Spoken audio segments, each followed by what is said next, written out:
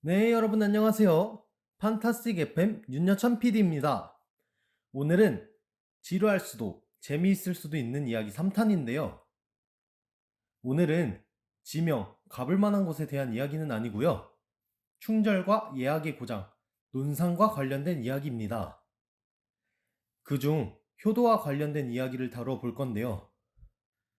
그럼 바로 시작해 볼까요? 조선 중기 때의 일이다. 현재의 충청남도 논산시 가야곡면 산놀이에 강응정이란 사람이 살고 있었다.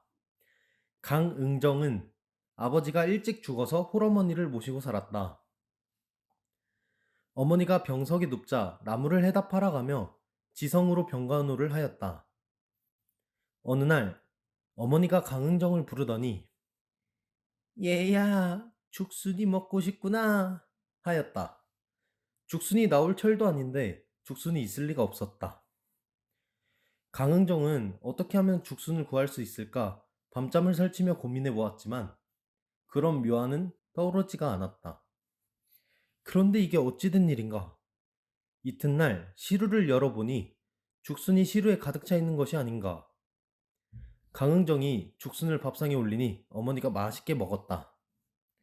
어느 겨울날이었다.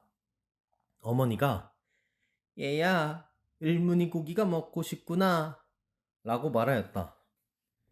생전 들어보지도 못한 고기를 엄동설안에 어디서 구한단 말인가.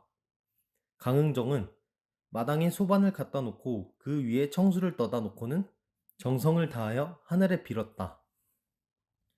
그러자 구름이 끼고 소나기가 내리더니 물고기 한 마리가 하늘에서 떨어졌다. 강흥정은 그 물고기를 인천리 앞 냇가에 가지고 가서 배를 가르고는 내장과 알을 냇물에 버린 뒤 손질하였다. 그리고 조리하여 어머니의 밥상에 놓아드렸는데 그 후 어머니의 건강이 한결 좋아졌다. 어머니의 병이 나은 후에도 강흥정의 효성은 지극하였다. 하루는 강흥정이 장에 나가 고기를 사가지고 오는데 갑자기 변을 느끼고는 지게꼬리에 고기를 달아놓고 뽕나무 밭에서 변을 보고 있었다. 그런데 느닷없이 까마귀가 날아와 고기를 채가는 것이었다. 상심을 하고 집에 돌아와 보니 어머니가 그 고기를 끓여 먹고 있었다고 한다.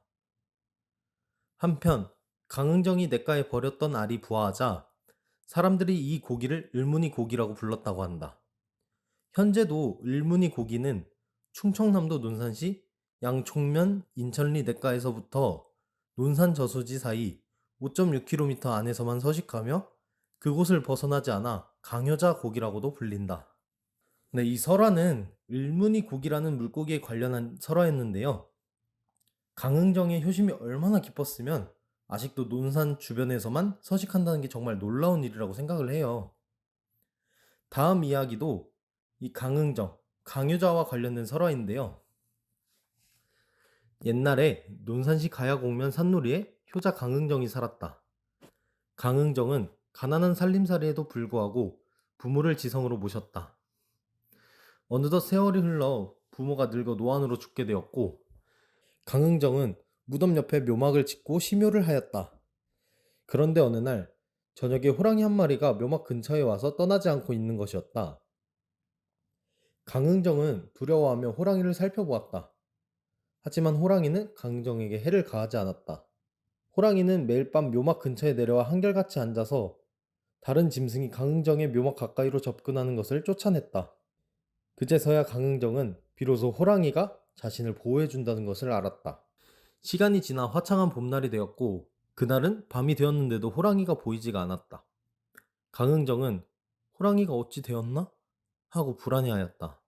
다음날 날이 밝기를 기다려 마을로 내려갔다. 산을 막 내려오는데 건너편 마을 근처에서 사람들이 모여서 웅성대고 있었다.